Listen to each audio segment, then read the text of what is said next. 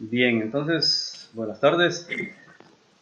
El día de hoy vamos a iniciar con uno de 4 módulos que vamos a ver sobre un curso básico de suelos. El primer módulo va a ser conceptos generales y está siendo desarrollado dentro del programa de capacitación que estamos realizando dentro del proyecto Estimación de Carbono Azul del componente suelo en el ecosistema manglar La Lisa Lavarrona en el Pacífico de Guatemala.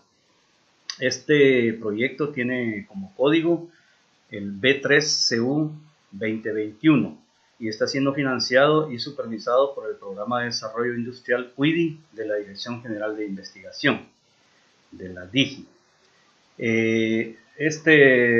Este curso y esta grabación, este video no tiene fines comerciales, tiene fines netamente educativos y pretende en 4 módulos abarcar los contenidos generales que se podrían ver para entender lo que es el suelo como tal, visto desde la perspectiva de la producción, de los recursos naturales, en fin, ¿verdad? Entonces este primer módulo de 4, como les digo, pues vamos a tocar en él aspectos generales.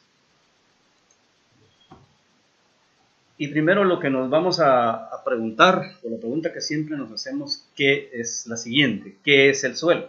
¿Verdad? Y hay muchas definiciones de suelo, dependiendo de la naturaleza del estudio, dependiendo de la naturaleza de la institución que lo quiere definir y, en fin, dependiendo del propósito para el cual se está estudiando el suelo, ¿verdad? Porque puede ser estudiado con fines agrícolas, con fines ganaderos, con fines industriales, con fines minerales, con fines de ingeniería, de la construcción, en fin. Entonces, para cada una de estas disciplinas, obviamente el concepto va a variar, ¿verdad? En el caso de nosotros, pues vamos a hacer una descripción o vamos a hablar del suelo como un componente natural en el cual es posible el desarrollo de la vida, ¿verdad? Entonces, en ese sentido, nuestra preocupación al describirlo va a ir en relación a este tema. Y vamos a decir que, en términos generales, es la fina capa de material fértil que recubre la superficie de la Tierra. Eso es como muy general, ¿verdad? También diremos que el suelo es una capa delgada situada en el límite entre la atmósfera y la zona continental de la corteza terrestre. Esta es una definición dada por Jordan para el año 2016. Según el Departamento de Agricultura de los Estados Unidos, ¿qué es el suelo? Y ellos nos dicen que el suelo es un cuerpo natural formado por una fase sólida, minerales y materia orgánica, una fase líquida y una fase gaseosa, que ocupa la superficie de la Tierra, organizada en horizontes o capas de materiales distintos a la roca madre, como resultado de adiciones, pérdidas, transferencias y transformaciones de materia y energía, que tiene capacidad para servir de soporte a las plantas con raíces en un medio natural. Esto es lo que nos dice el Departamento de Agricultura de los Estados Unidos. Y ya entrando en la comprensión de este concepto, ¿verdad?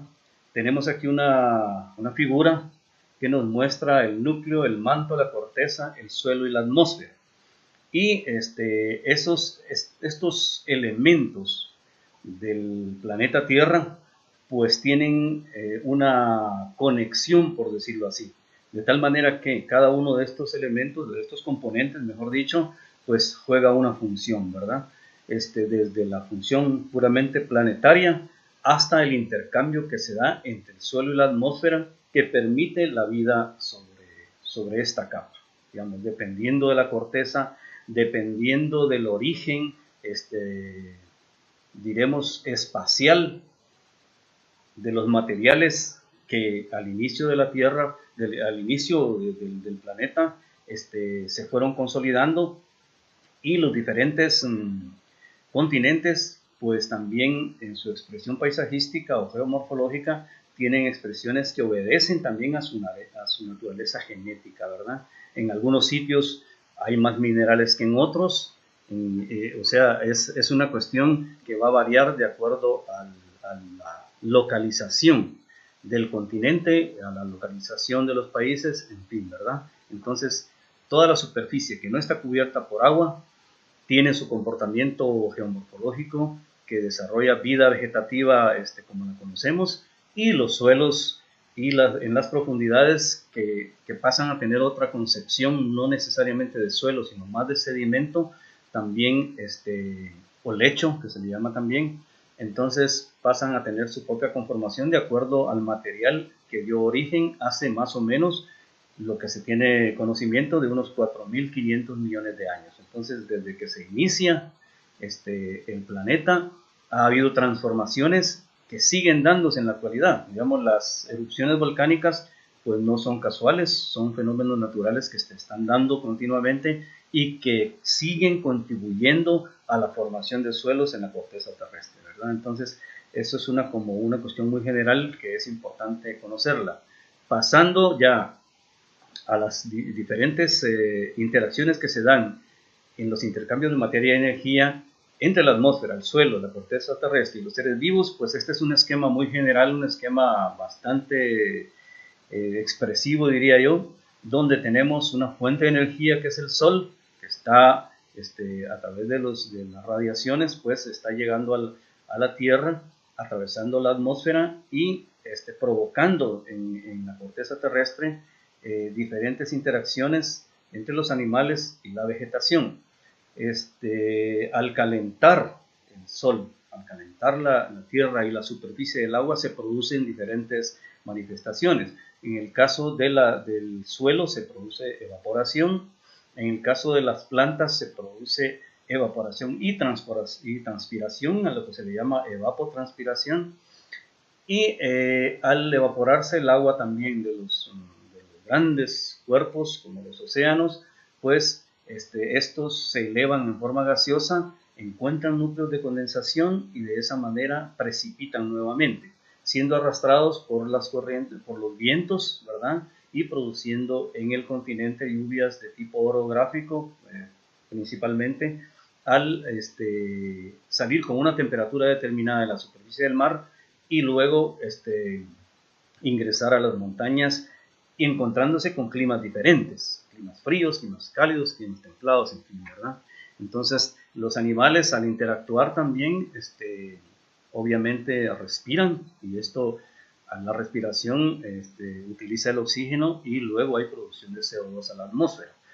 Así como también hay producción de materia orgánica que va al suelo, que es incorporada al sustrato y que mediante el trabajo de los microorganismos hace disponibles los nutrientes que luego regresan otra vez a las plantas, que otra vez son consumidos por los animales, y así continúa el ciclo, ¿verdad? Entonces las plantas como productores primarios desarrollan fotosíntesis, y en este proceso de fotosíntesis pues producen oxígeno, aprovechan el CO2, producen otras sustancias químicas que permiten la vida en el planeta, ¿verdad? Entonces, esto es como un esquema muy general que nos ayuda a comprender cuál es ese comportamiento de la corteza terrestre, el suelo, los organismos, la atmósfera y la energía. Siguiendo con el concepto de suelo, ¿verdad? Un concepto sistémico comprende 3 características, y una de ellas es su complejidad. Complejidad porque hay interacciones, como ya bien decíamos, entre la atmósfera interna, el agua, los minerales, la fauna, las partículas orgánicas, en fin, los elementos que componen el suelo, que están en el suelo. O sea, se suele decir de que el suelo es un material inerte. Sin embargo, los edafólogos creemos de que es un ente que tiene vida, que tiene su propia naturaleza, que tiene su origen, que tiene su genética, que evoluciona, ¿verdad? En fin, que tiene muchas características que le hacen tener esa característica dinámica de vida. Y en esto entramos ya al dinamismo, que es precisamente lo que estábamos hablando, evolución, génesis, de acuerdo con el medio y el material parental. Cuando hablamos de material parental, estamos hablando de lo que decíamos al inicio. O sea, estamos hablando de que el suelo se heredará las características de su material parental. O sea, dependiendo del tipo de roca que se está meteorizando, así será la naturaleza del suelo que encontremos sobre la superficie, ¿verdad?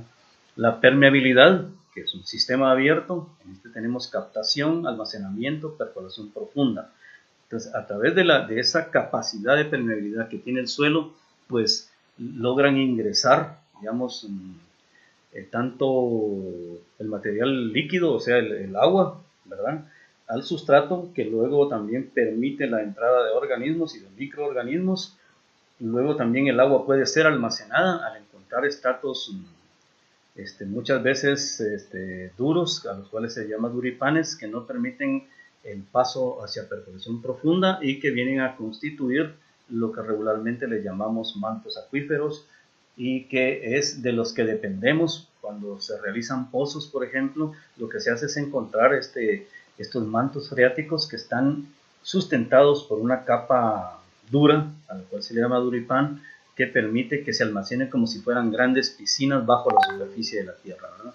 Pero mucha de esa agua se va a percolación profunda y pasa a formar parte ya de la corteza terrestre, que muchas veces no es recuperada. Algunos factores de formación del suelo. El suelo se forma, o sea, a partir de roca pura, se va formando mediante varios factores, y uno de ellos es la climosecuencia. Cuando hablamos de climosecuencia, va a ser todo aquello que esté asociado a las características atmosféricas, al clima. El clima tiene su influencia vital en el desarrollo de los suelos. Más adelante vamos a ver un poco más de esto. La biosecuencia, que es la que nos permite, o la que permite que el suelo se desarrolle mediante el trabajo, por decirlo así, mediante la intervención de los organismos. Digamos, los microorganismos y los organismos superiores pues desarrollan la vida, tienen un nacimiento, tienen una evolución y tienen una muerte, digamos, ciclos de vida que al final de cuentas se incorporan como materia orgánica inicialmente a un suelo a lo mejor muy incipiente, un leptosol, que luego va evolucionando hasta convertirse en un suelo formado. Pero no todo lo que vemos en la superficie es suelo. Muchas veces es solo roca, muchas veces es solo sedimento, pero no ha tenido la oportunidad de conformarse y desarrollarse como un suelo como ¿verdad? Luego tenemos la toposecuencia, y la toposecuencia o catena, que se le dice también, es la que hace o que produce cambios en el suelo o en la superficie terrestre a través de lo que es el relieve. La toposecuencia se refiere al relieve y cómo influye en el desarrollo del suelo. Digamos, suelos de valles, suelos de montaña, suelos escarpados, suelos ondulados, suelos quebrados, en fin, dependiendo de la topografía, así habrán lugares que permitan un desarrollo más rápido o más lento de lo que conocemos como suelo, ¿verdad? La litosecuencia, que tiene que ver con el material parental. O sea, lito significa piedra. La litosecuencia o roca. La litosecuencia se refiere a ese aporte que hace el material parental o el material de origen y que da, por supuesto, como producto la formación de un suelo determinado que puede ser muy rico en minerales o no, ¿verdad? Que puede ser apto para agricultura o no, en fin. Y la cronosecuencia, que es el tiempo. Digamos, a través del tiempo el suelo se va formando, lleva, a veces es muy rápido. ¿De qué depende el tiempo? De todo lo que dijimos anteriormente, de la climosecuencia, de la biosecuencia, de la toposecuencia y de la litosecuencia. Un suelo se formará bajo determinadas condiciones atmosféricas, de clima y todo lo demás, en más o menos tiempo.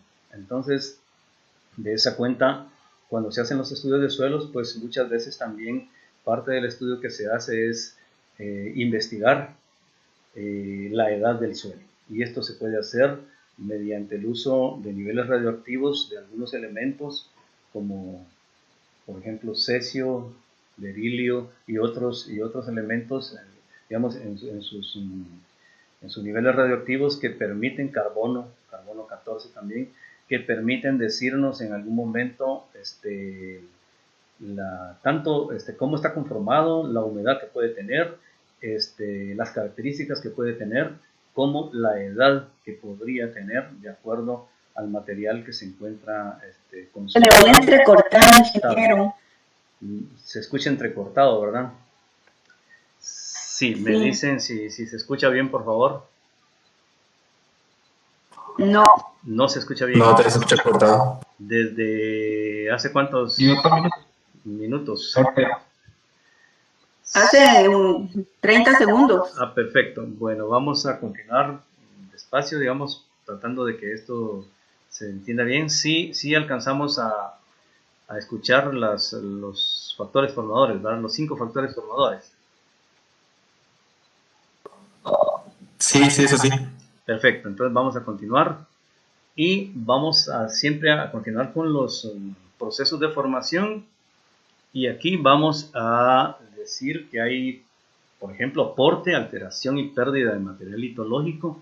Esto puede ser de acuerdo a la toposecuencia, por ejemplo, dependiendo del relieve del terreno, podría darse aporte, ¿verdad? Se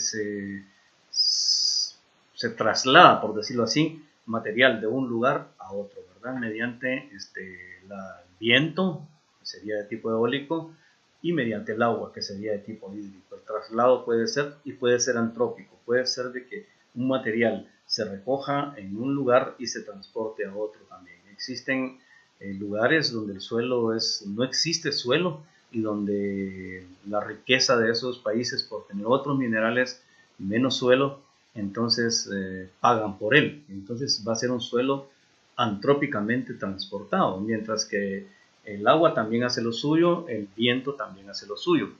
Hemos tenido en algunos años, no recuerdo yo, arena del Sahara aquí en estos países, pues, o sea, eso es transporte eólico, ¿verdad? Igual, cuando hace erupción el volcán de Pacaya, cae ceniza volcánica, que es material geológico que se está depositando en sitios lejanos al cono volcánico. Entonces esto también es un aporte que viene a alterar, digamos, el suelo de otro lugar mediante el aporte de material volcánico, ceniza volcánica o roca volcánica, ¿verdad? La pérdida, como decíamos, también es por el traslado, ¿verdad? Aporte, alteración y pérdida de material orgánico también puede darse cuando se dan los aluviones, cuando se da el transporte de materia orgánica a través de los ríos, materia orgánica que llevó mucho tiempo en consolidarse en un lugar determinado, mediante un aluvión viene y se deposita en el lugar, en otro lugar, digamos. Entonces, en ese sentido, pues tenemos un aporte sedimentario posiblemente que nos va a permitir formar un suelo, que se va a permitir formar un suelo en el lugar donde no se originó. Por lo tanto, no es un suelo que tenga un origen parental, sino un origen transportado, ¿verdad? La reorganización de ambos materiales por mezcla, agregación, perdón, me estoy dando un curso. Agregación, translocación y diferenciación. Entonces, esa es otra forma. Aquí tenemos una definición que es un poco, digamos, tratada como ecuación. Se dice que el suelo es una función del clima, los organismos, el relieve, el material parental y el tiempo. Entonces, en ese sentido, eso es otra forma también de que Jenny en 1940 lo hace ver como el suelo como una función de todos estos factores que están involucrados en su formación. La litología, ya lo habíamos hablado, pero es bueno insistir en esto. La litología del sustrato, o sea, la calidad mineral de la roca original, condiciona las propiedades químicas, por ejemplo, acidez, riqueza de nutrientes, y físicas del suelo, como permeabilidad, consistencia, textura, etc. Entonces, la influencia del material original, como decíamos, pone de manifiesto las características que observamos después en la superficie: su color, su textura, su estructura, su acidez, en fin, varias de estas de estas características son expresión de la litología. Entonces también la roca se dice que regula la penetración y circulación del aire, por supuesto que sí, puesto que digamos al ser intervenida la roca por organismos, por cuestiones químicas, por la misma atmósfera, pues también hay procesos de dilatación, contracción y procesos de meteorización que hacen posible que el aire y el agua penetre a través de las rocas, se fragmenten y eso permite el desarrollo de un suelo más adelante, ¿verdad? El clima, que ya lo hemos mencionado también en términos generales, pues está íntimamente relacionado y su influencia estará dada por los factores que condicionan ese clima. No tenemos un clima global, tenemos climas regionales dependiendo de la latitud y la longitud de los lugares, de los países, en fin, tenemos el comportamiento de un clima determinado, ¿verdad? Hay climas muy fríos, como los polos, hay climas menos fríos, templados, y climas tropicales como el nuestro, que nos encontramos ubicados dentro de la franja tropical establecida por los dos trópicos, ¿verdad? De Cáncer a Capricornio. Y de Cáncer a Capricornio nosotros tenemos una franja en la cual se desarrolla principalmente la selva tropical, que tiene unas características muy particulares y que las vamos a ver más adelante, y que también, por supuesto, condicionan un suelo completamente diferente, ¿verdad? El relieve, que ya lo habíamos hablado también, y que su principal intervención se da por transporte, que se da por gravedad, acompañada de procesos influidos por el viento y por el agua, ¿verdad?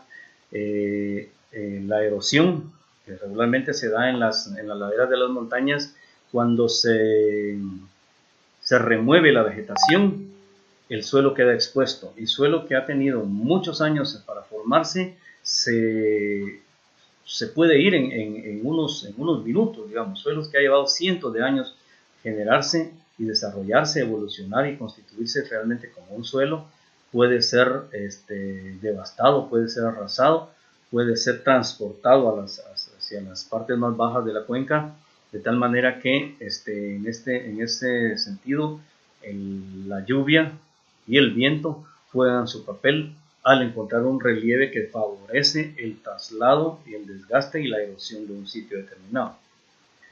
Los seres vivos, que ya lo decíamos también, y en esto están los seres vivos en general, digamos, de tanto los microorganismos como los organismos superiores, y también el hombre, ¿verdad? Los seres vivos actúan, trabajan la tierra, y al trabajar la tierra para sus actividades agrícolas, están muchas veces contribuyendo a la erosión del suelo. Es muy común en nuestra región oriental del país el ver que muchas de las actividades agrícolas se desarrollan principalmente cuando se ara la tierra, cuando se trabaja la tierra o se labra la tierra para la siembra. Se suele hacer muchas veces en horas de la tarde, desde las 11 o desde la mañana, pues, ¿verdad? Con un clima seco y con mucho viento. Eso es una cuestión terrible, pues solemos ver en la carretera cuando pasamos por esos campos de cultivo aquellas nubes de polvo, que lo que están haciendo es erosionando esos suelos, ¿verdad? Se debieran trabajar suelos con una condición de humedad trabajable, no suelos secos. Eso es lo peor que se puede hacer al trabajar un suelo, porque se destruye. Y se debería trabajar en horas de la mañana o en horas de la noche, cuando el viento muchas veces es menor y la humedad y la temperatura del suelo también es menor, ¿verdad? La humedad aumenta, la temperatura disminuye, y eso es una condición óptima para el trabajo de los suelos, ¿verdad? La edad, como decíamos también. Y aquí es importante mencionar, además de lo que ya hemos hablado, el tiempo. Y aquí nos dice que el suelo, la formación, la velocidad de formación del suelo va desde 1 milímetro al año hasta 0.001 milímetro al año, ¿se imaginan ustedes?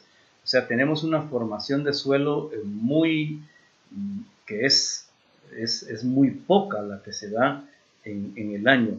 Y sin embargo, una lluvia, en un año de tormentas por ejemplo, ese suelo puede ser devastado en cuestión de minutos.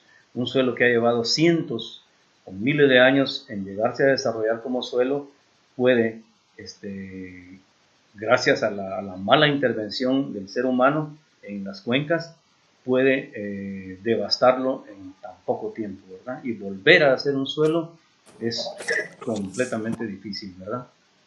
Entonces eso sería la intervención o cómo el tiempo influye también en la formación del suelo.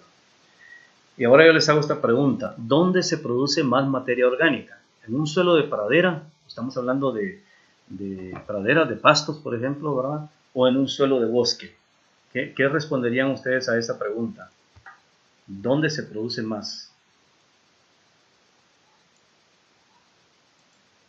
¿Dónde se produce más En materia el suelo orgánica? de bosque. En el suelo de bosque. Ah, pradera, sí. Sí. Pero, ¿Qué dice Daniel? en teoría, Sí, exactamente. Pues es todo lo contrario, ¿verdad? El suelo de bosque ah, es mucho más lento. El bosque se mira más robusto, pero tiene muchos. ¿Cuánto tarda un árbol en llegar a tener un diámetro promedio en selva tropical de 1 metro de diámetro? Tarda muchos años, más de 100 años, 50, 60, 100 años. Mientras que las praderas, las gramíneas principalmente, que dejaron de ser gramíneas según los taxónomos y ahora son podaces, las podaces, ¿qué pasa con ellas? Que tienen ciclos muy cortos, a veces de 2 meses, o sea, desde que se siembra la semilla de una gramínea o una podace, pasan 2 o 3 meses y ya tiene flor. Terminó su ciclo y muere, y viene otro. O sea, los ciclos de producción de las praderas son muy rápidos, muy elevados. Es lo mismo que pasa con el plancton, ¿verdad? Con el plancton también que produce grandes cantidades de materia orgánica y de oxígeno, por supuesto, a la atmósfera. Es una de las grandes contribuciones de los océanos a la atmósfera del planeta, a generar oxígeno en el planeta. Entonces, hay más materia orgánica en suelos de pradera que en bosque. En bosque hay volumen, pero la velocidad de formación de la materia orgánica es muy lenta. Entonces, muchas veces, y nos va a pasar en el caso del mangle, que mucha de la materia orgánica que vamos a encontrar no es generada ahí, sino ha sido transportada de la cuenca alta y de la cuenca media hacia la cuenca baja y se deposita como suelo transportado sedimentario en el lugar, ¿verdad? No, mucha de esa materia orgánica no es del sitio, o sea, no es parental, sino que es transportada. Y para dejarlo entonces ya claro, la pradera produce mucho más, ¿verdad? Y eso tiene mucho que ver también con la precipitación, ¿verdad? Una buena precipitación y una buena temperatura hace también que la descomposición de la materia orgánica sea más rápida, ¿verdad? Entonces, se supone que hay una descomposición por cada grado centígrado que se aumenta también la descomposición de la materia orgánica en un 10 a un 20% más o menos. Y aquí tenemos un esquema que nos muestra este comportamiento mucho más, en forma mucho más visual, ¿verdad? Tenemos desde los suelos de tundra, que son los suelos de climas obviamente con poca precipitación, que tenemos una baja evaporación, que tenemos una baja temperatura. Aquí en estos suelos de tundra, el comportamiento es muy lento y la formación es muy lenta también. En el caso de las taigas o de los potzoles, aquí vamos a tener presencia de ilita y de montmorillonita. Estas son arcillas que son, en el caso de la montmorillonita más, son arcillas expandibles. ¿Qué significa que sean arcillas expandibles? Son suelos que se forman un poco lento, pero y bajo también condiciones de no tan alta precipitación, que sí tenemos vegetación alguna ahí, lo que no hay en la taiga hay muy poco, quiero decir, en la tundra hay muy poco, en la taiga ya hay una mayor expresión de vegetación. Sin embargo, estas arcillas que se forman ahí son arcillas que se expanden, decíamos, son arcillas que se dilatan y se contraen con mucha facilidad, y al dilatarse, contraerse, provocan esa facilidad de irse rompiendo y permitir que la humedad ingrese, y eso es lo que les va permitiendo también irse formando algún suelo mucho más lentamente que si fuera la selva tropical, ¿no? En la estepa, ahí las condiciones empiezan a cambiar, ¿verdad? La estepa son también suelos muy pobres, descubiertos, ya tienen tienen alguna evaporación ya más elevada, ¿verdad? Tienen lo que conocemos, digamos, la temperatura empieza también a elevarse, la precipitación baja, por supuesto, lo que nos lleva al desierto, ¿verdad? Y en el semidesierto, en el desierto, pues vamos a tener escasa precipitación, una temperatura mucho más alta y una evaporación, por lo tanto, más alta también. Luego entramos a la sabana, que es la que está contigua a los suelos de selva tropical, que donde vemos, obviamente, la precipitación aumenta increíblemente, ¿verdad? Donde lo que es la evaporación se mantiene en niveles a veces no muy altos, tanto como en el desierto, ¿verdad? No, mucho más baja, donde tenemos también el comportamiento de la evaporación, precipitación y temperatura cambiando completamente, y por lo tanto también la vegetación, ¿verdad? La vegetación es mucho más robusta, mucho más desarrollada, y bajo ella tenemos la formación principalmente de óxidos de aluminio, caolinita, que son arcillas que tienen mucho componente de calcio, que son calcitas también, y el proceso de hidrólisis. Aquí en esta parte del planeta, en la franja tropical, hay una hidrólisis bastante significativa, que es cuando el agua pierde su naturaleza y sus iones se integran a otras partículas totalmente diferentes, ¿verdad? Y hay poca alteración química en los estratos inferiores, digamos. Entonces esto nos muestra más o menos cómo es el comportamiento de los diferentes suelos dependiendo del lugar a donde se desarrollan, ¿verdad? Hay una anécdota muy importante, o quiero decir, curiosa en esto, y es que en las tundras de Escocia, que son suelos, y en las taigas podzolizadas, ahí hay un lugar en Escocia que es único y que tiene podzoles, o sea, suelos que se forman bajo clima frío, muy lentamente y con alguna humedad, que dan lugar a unas filtraciones que las hacen ser muy especiales para la producción del whisky.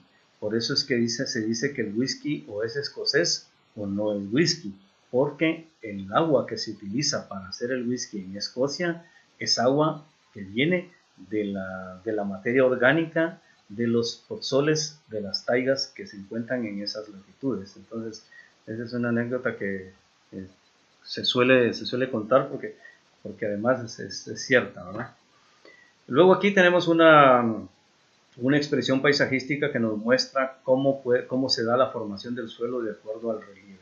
Entonces aquí tenemos suelos superficiales muy escasos, aquí tenemos algún desarrollo de suelos en la parte media, digamos, y en las partes, digamos, bajas, o sea, las planicies, ahí podríamos tener suelos profundos, desde suelos poco desarrollados o nada desarrollados, suelos a medio desarrollar y suelos profundos desarrollados ya en las partes planas de la cuenca, que también lo vemos en esta figura, ¿verdad? Aquí tenemos un relieve ondulado, podría ser quebrado también. Aquí el agua cae e inmediatamente drena superficialmente y también a estratos profundos. Cuando el relieve es suave, en clima húmedo, pues hay percolación profunda. En clima árido hay percolación, o sea, el agua ingresa al suelo, se integra al suelo, pero también hay gran evaporación, ¿verdad? Eso es lo que nos muestra la gráfica. Ahora pasamos a algo muy importante, que es el perfil y los horizontes del suelo. Digamos, para que podamos estar seguros y podamos decir que existe un suelo, tenemos que estar observando, tenemos que haber observado lo que es el perfil de suelo. A esto le vamos a llamar perfil, a lo que vemos acá. Este es un perfil de suelos. Este ya es un suelo conformado, con su propia naturaleza, tiene su propio nombre, tiene su génesis, en fin, es una entidad de suelo que ha tenido oportunidad de formarse a lo largo del tiempo. Entonces, esto va a ser el perfil y estos van a ser los horizontes del suelo, ¿verdad? Cuando nosotros llegamos a un suelo, a un lugar que ha tenido mucha oportunidad de formarse en el sitio, o sea, in situ, vamos a encontrar algo así, ¿verdad? Una capa superficial con vegetación, luego una capa fuerte de materia orgánica, luego hay una capa de transición entre la materia orgánica y la roca fragmentada y la roca no fragmentada, a lo que siempre nos han dicho en básicos, ¿verdad? Que el suelo tiene, los horizontes son el horizonte A, B y C, siempre nos dijeron eso, ¿verdad? Que era suelo, subsuelo y roca madre, si se recuerdan. Eran los tres nombres que nos decían tanto en la primaria como en básicos, ¿verdad? Diversificado. El suelo tiene esas tres capas, pero ya yendo un poco más profundo, vamos a ir viendo que las características pueden ser mucho más distintivas, ¿verdad? Y el suelo se empieza a formar de aquí para arriba, ¿verdad? No al revés, digamos, de aquí se empieza, dependiendo de la roca que tiene y la fragmentación que se da por procesos de meteorización, se empieza a conformar una primera capa que luego da lugar a otra y que luego da lugar a otra con la acción de los microorganismos y de la vegetación, que es la que está ya en la superficie. En el caso del manglar, pues vamos a encontrar, como les decía, posiblemente no un suelo desarrollado como este, sino solamente sedimentos que han sido transportados de la cuenca alta hacia la cuenca baja. Entonces, siempre solemos decir los suelos son suelos misceláneos, o sea, suelos que tienen muchas características, pero muchas de las veces son más sedimentos que suelos como tal, ¿verdad? Porque para ser suelo tiene que tener esta diferenciación de capas a las cuales llamamos horizontes, ¿verdad? Y generalmente bastan solo tres propiedades para establecer la horizontalización o horizonación de un suelo, que es el color, la textura y la estructura. Con esas tres características físicas, nosotros podríamos decir si existe un perfil definido de suelo, si es un suelo como tal, y nos atreveríamos ya a decir cuál es su naturaleza química a grandes rasgos, ¿verdad? Luego, aquí tenemos lo mismo. Esta es una descripción ya más detallada de los diferentes horizontes que tiene el suelo. Si bien sigue siendo el A, B y C, ahora tenemos un horizonte H, un horizonte O, un horizonte A, un horizonte E, un horizonte B y un horizonte C. ¿Por qué aumentaron, digamos, las letras mayúsculas acá? Porque vienen los horizontes de transición. Digamos, aquí existe transición y puede haber aún todavía diferenciación de estos horizontes, ¿no? Lo importante aquí es saber de que aquí se acumula la materia orgánica y que si no cuidamos bien ese suelo, muchas de las bases de este suelo podrían ser lavadas hacia el estrato B. Entonces, por eso es que no se debe tampoco trabajar el suelo bajo condiciones que permitan o que lo hagan disponible o lo preparen para una iluviación. Aquí se da en el A, se considera un horizonte aluvial y un horizonte iluvial. El aluvial, a través del agua, manda o envía sus bases a estratos profundos, o sea, al horizonte B. Si es un suelo muy lavado, muy regado en exceso, por ejemplo, lo que hace es que se lavan las bases de acá, ¿verdad? Por eso es que no es bueno regar mucho, con mucha agua, una maceta en nuestra casa, ¿verdad? Porque lo que estamos haciendo es lavando el suelo. Lo que estamos haciendo es removiendo las bases, ¿verdad? Los nutrientes que están en la parte que nos interesa, o sea, la parte radicular, donde están las raíces, y lo que queda aquí es un esqueleto del suelo. Y estas bases se van al horizonte B y luego se pierden. Entonces, por procesos de iluviación, ¿verdad? Entonces, eso es lo importante, por eso es bueno saber que existe transición entre cada horizonte, existen otros horizontes de transición. Y aquí lo menciona, ¿verdad? Y precisamente habla de eso. Y aquí podemos tener suelos completamente lavados, ¿verdad? Como este, donde han habido procesos fuertes de iluviación y que al final de cuentas hacen que el suelo se comporte, al hacer un corte del suelo y ver el perfil, nos damos cuenta que las bases, los nutrientes han sido lavados y los que queda en la superficie es un esqueleto de suelo que no tiene mayor posibilidades de darle nutrientes a las plantas, ¿verdad? Los horizontes de transición y los horizontes de mezcla. Muchas veces encontramos horizontes que tienen mucho del horizonte que pertenece, pero tienen también muchos componentes del horizonte superior. Y ese va a ser un horizonte de mezcla.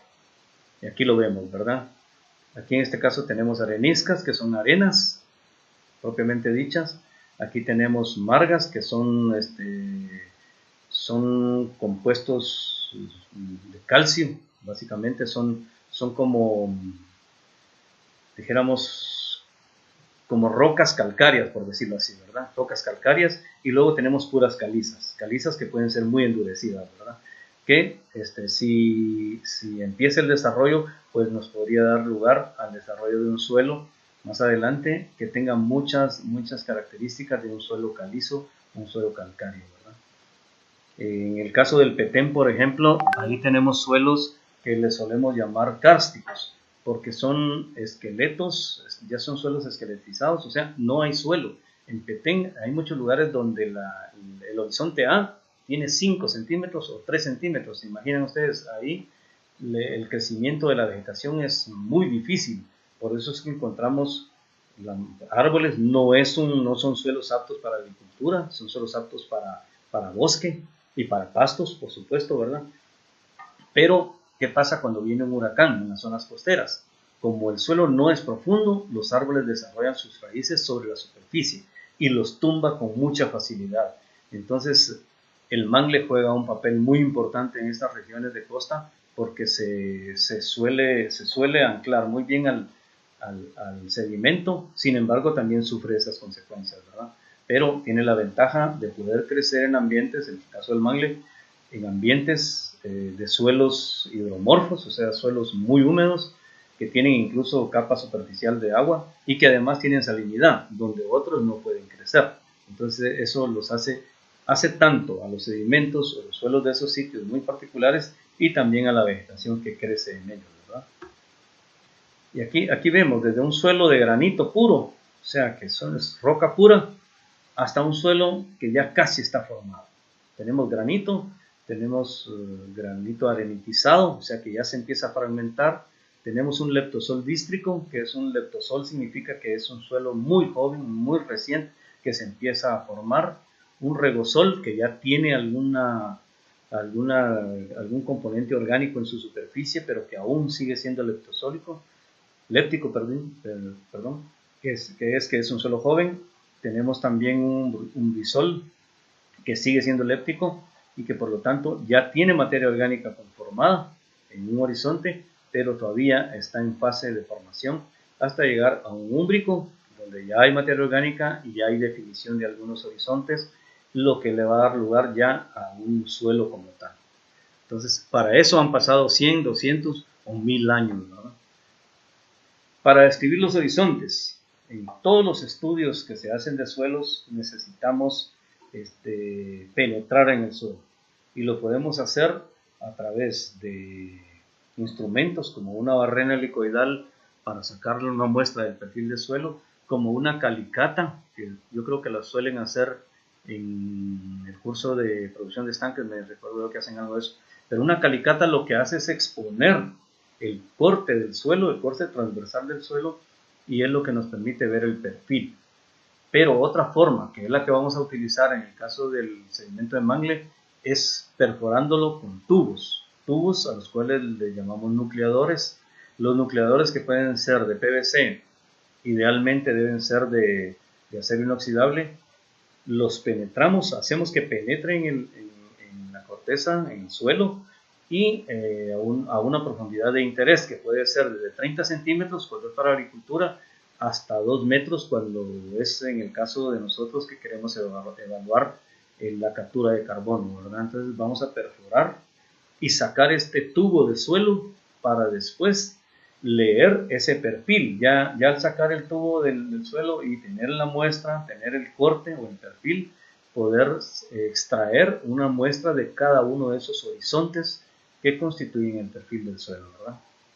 Entonces, datos que se tienen que tomar siempre al hacer un estudio de suelos es el estado del ambiente, ¿verdad? ¿Dónde está la roca que es la predominante? ¿Cómo es el relieve? ¿Cómo es la vegetación? ¿Qué uso se le está dando al suelo en el área? ¿Cómo es el clima? ¿Cómo es el drenaje? En fin, temperatura y otras características, ¿verdad? También en los horizontes debemos medir qué tan espesos son, si mide 5 centímetros un horizonte o mide más, su textura, su estructura, su color, su consistencia,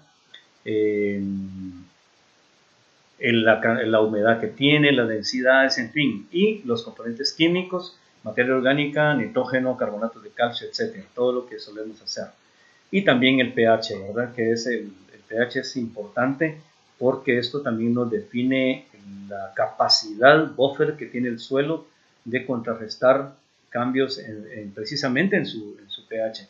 Cuántos iones hidróneos están disponibles para ser intercambiados y que eso nos permite saber cuál es la capacidad que tiene el suelo de amortiguar esos cambios en la adición tanto de ácidos como de bases, ¿verdad? Y la capacidad de intercambio iónico también. Muchos suelos podríamos adicionar nutrientes a un suelo que no tenga buena capacidad de intercambio catiónico. Si no la tiene, casi que es por gusto, porque los nutrientes se van a ir a percolación profunda, porque el suelo no tiene esa capacidad de capturar, ¿verdad? Su conductividad eléctrica también, como está, y también algunas otras cuestiones, algunas propiedades micromorfológicas también. Con todos estos datos, pues ya se establece conclusiones y se puede decir ya con un grado aproximado muy cercano de qué estamos hablando al hablar de un suelo. Pero en fin, todo lo que hemos dicho hasta el momento nos lleva a pensar que eso que pisamos a diario muchas veces al salir a la montaña o al ir a la costa es un sustrato que merece ser protegido, es un sustrato que merece ser estudiado y que no es algo que no debamos saber por nuestra disciplina. En el caso de nosotros que estamos en la disciplina de los recursos hidrobiológicos, el suelo no escapa a este interés por estudiarlo, ¿verdad? Porque al final de cuentas, cuando hacemos estanques, perforamos el suelo. Si el suelo es muy drenado, tenemos problemas con los estanques. Si el suelo tiene por ejemplo, arcillas expandibles o tiene arcillas que tienen propiedades de dilatación, contracción muy altas, se puede rajar con mucha facilidad y eso hacer que el agua se pierda a percolación profunda. En fin, quiere decir que dentro de nuestra carrera de recursos hidrobiológicos el estudio del suelo es sumamente importante. También cuando se da una alta precipitación en la cuenca alta, y que de un día para otro o en la madrugada resulta ser de que nuestras cañerías se llenan de sedimentos, de lodo que solemos decir. ¿Cómo afecta este lodo, por decirlo así, estos sedimentos o estas partículas en suspensión que vienen de la cuenca alta? ¿Cómo pueden afectar nuestra producción en el estanque?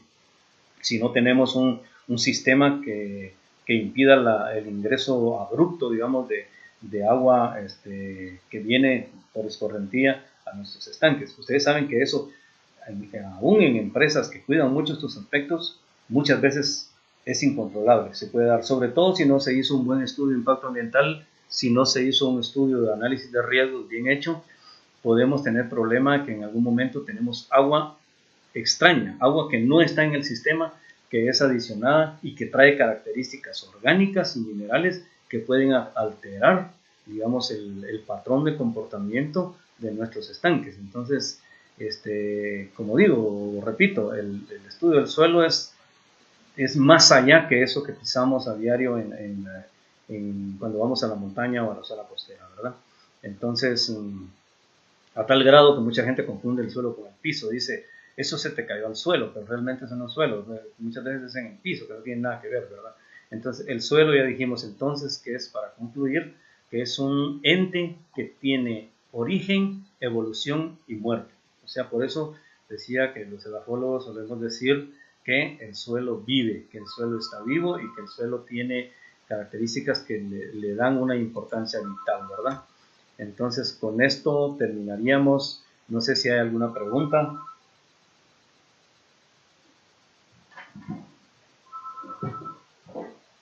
Yo tengo una link que va también orientada a lo del proyecto.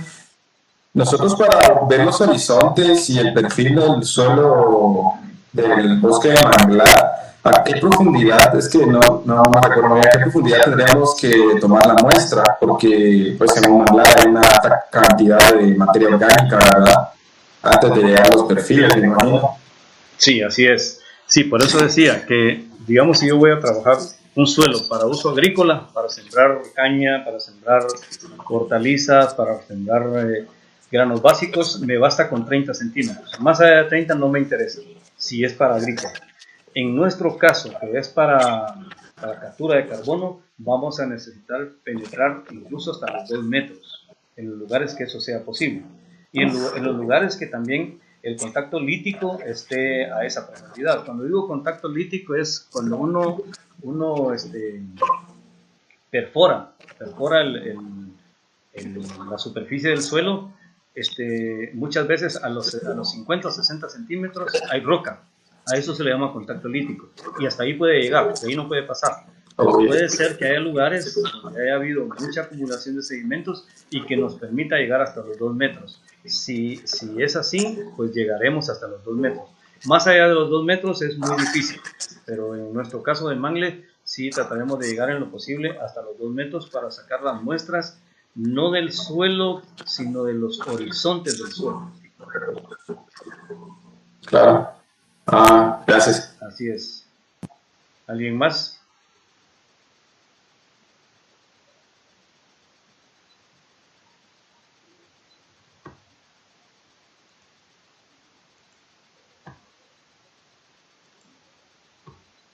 Se me olvidó poner esta, que era la última.